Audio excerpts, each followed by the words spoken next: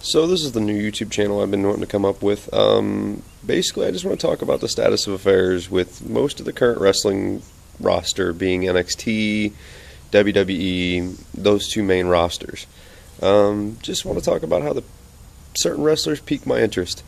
I'd like to start off with some of the NXT superstars. One of the big ones that seems to catch my interest is Leo Kruger. He's been around for a little while. He gets promoted as the South African superstar. I did catch the NXT match he just had versus Bo Dallas. Needless to say, I don't really like Bo Dallas. Bo Dallas just kind of gets on my nerves.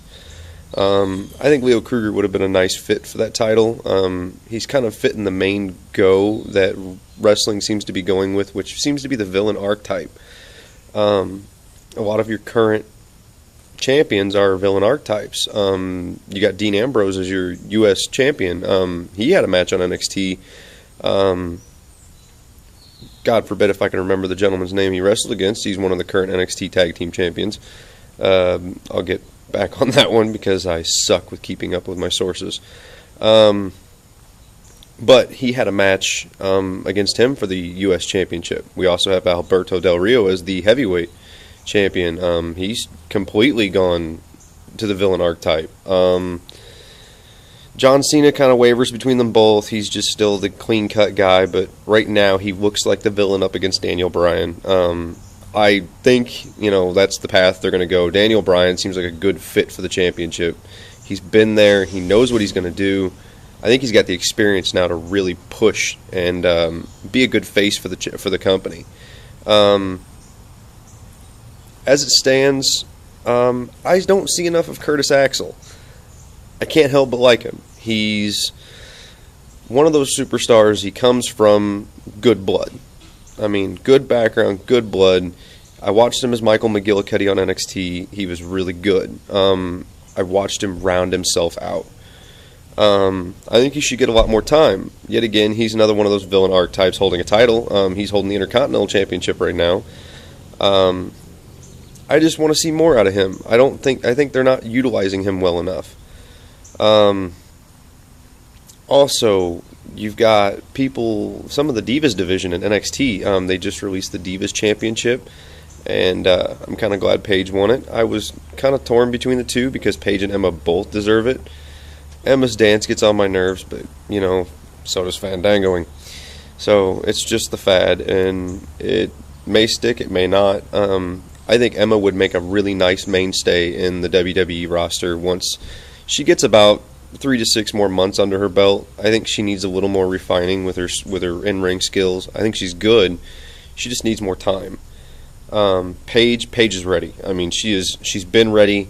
Whether or not she gets an image change is a big difference. I honestly couldn't tell you whether or not she'd get an image change or not. I hope so. Maybe not. I know I never look at the camera. You guys can get over that. I'm sorry. I'm doing it from my phone, and I don't like looking at people's faces, looking at them when I talk to them, so I'm probably not going to look at the camera either. Also, I like to look off when I think. One of the biggest things I think right now with the WWE is they're seeing a lot of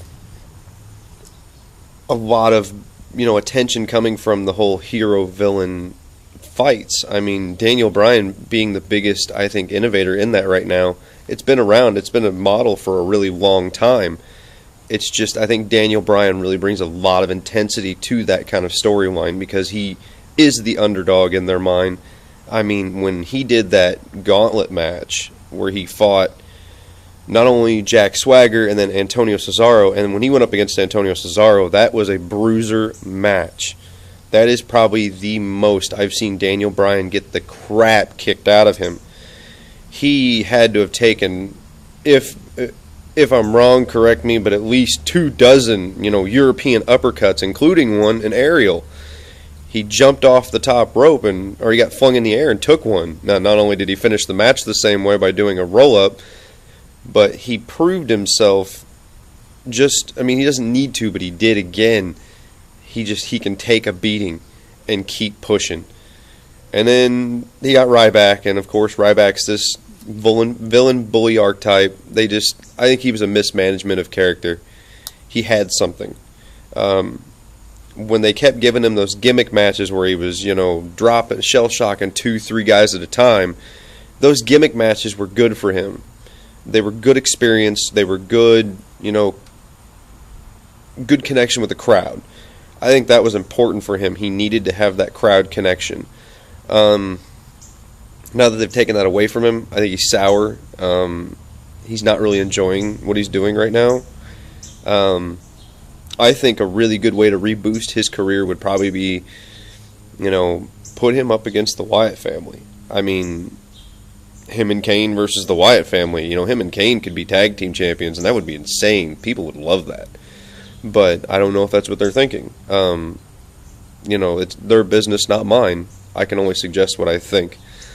And same goes for you guys. I want you guys to suggest to me what you guys think. If you think my opinion's off, that's fine, I'm not a big supporter of John Cena, as is probably half the WWE universe. I know a lot of my friends don't care for him.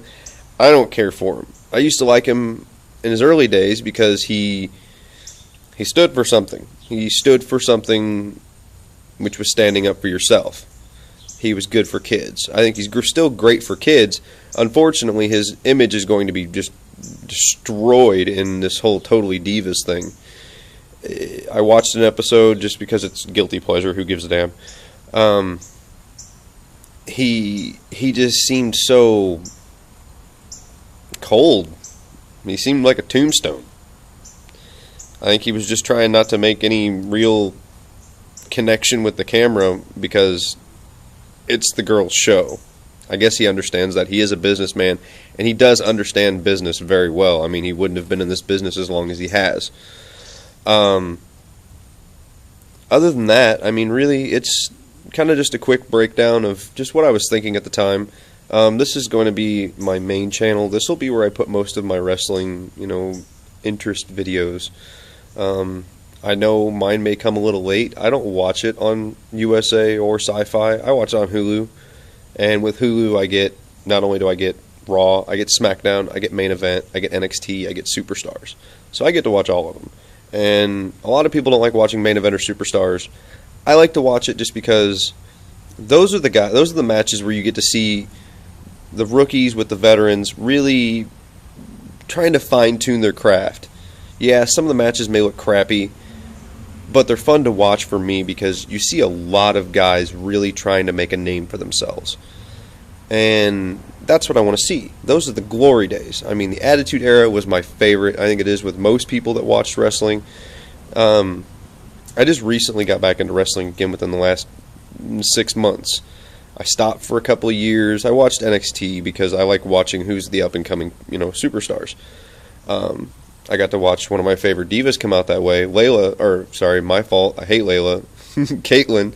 Caitlyn she calls herself the hybrid diva. I mean, she's one of those girls that they didn't get a lot of room to work with back in, the Attitude Era because it was owned by tits.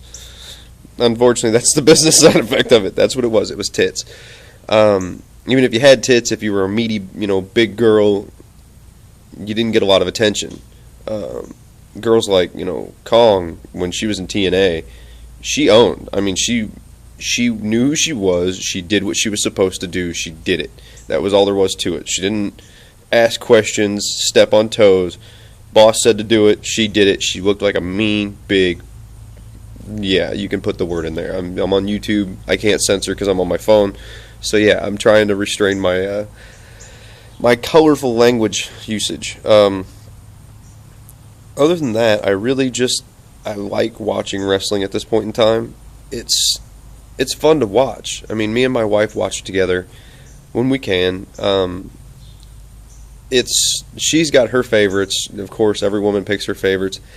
And I'd like to see if anybody's watching, take a guess. I'll remind myself a few videos down the line if I start to get some people watching, and I'll say who they are, but it's pretty easy to guess. It's just how it is.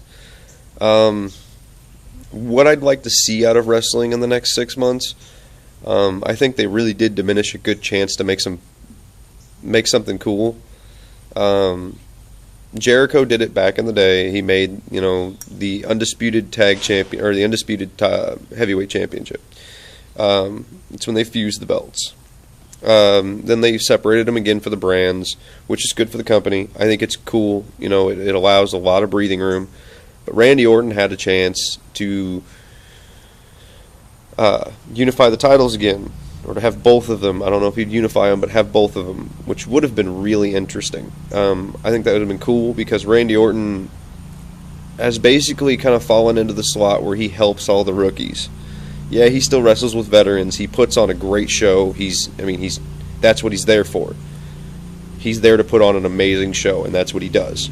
He's always, every night, it's a new RKO, which is cool to see. It's like watching Diamond Dallas Page, but with so much finesse. And I'm not downing on Diamond Dallas Page, don't get me wrong. I love WCW. Was my favorite back in the day. It was so hard to watch WCW or WWE or WWF back in that day, because they were both amazing. Somebody's mowing their grass. I'm going to end this right now. Thanks for watching. If anybody's watching, please hit subscribe, like. I'd appreciate it. Any comments down below. If you want to hear about certain wrestlers and I'm not covering them, please ask me. I will be more than happy to do the research on them. As for the mowing, thanks everybody, and I hope to start another channel next week. Basically just the mad rantings of a madman, because I just need somewhere to vent about political views. A lot of guys do it. I just want to express my opinion and kind of mash it up against other people's, just to kind of see if I'm off base or any of those things. I just kind of want to compare it to real people. I don't talk to a lot of people, so this is my new world. Thanks everybody. Hope you enjoy the videos. Thanks.